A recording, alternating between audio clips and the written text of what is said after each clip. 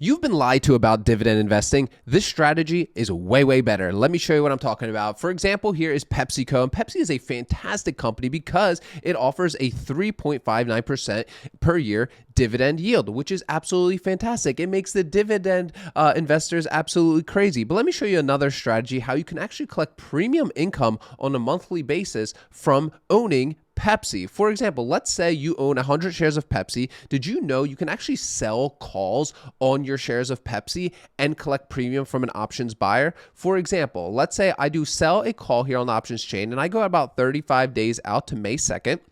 And right here, I can choose my strike price that I'm willing to sell my 100 shares of Pepsi at. So for this example, let's say you were totally comfortable selling your shares of Pepsi on May 2nd for $155 per share. Let's say you bought them around 145 or even 150, which is the current market price, but you're totally cool selling them at 155.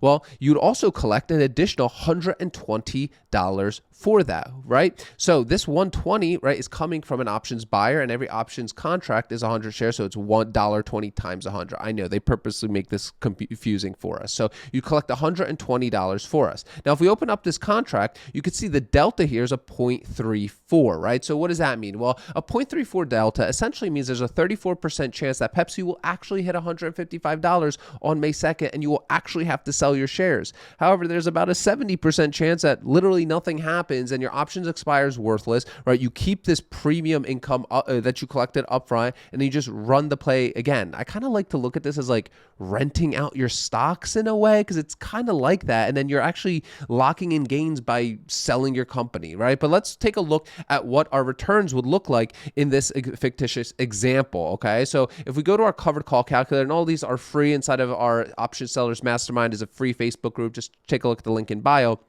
If we look at our premium, we collect $131, right? We'll put our premium there, $131. Our strike of the option is $155, what we're saying we'd be willing to sell it for, right? Our purchase strike price, we said, is, let's just say you bought it at market value. You bought your 100 shares, just because I know there'll be some of you in the comments, right? So I'll just put 150, the current market price of a share of Pepsi. So our premium return is basically timesing our purchase times 100 and then dividing it by the premium that we get, which gives us just about a 1% return on our collateral, which is okay, right? Especially for a stable company like this, where we're collecting now our covered call premiums like this and the dividend.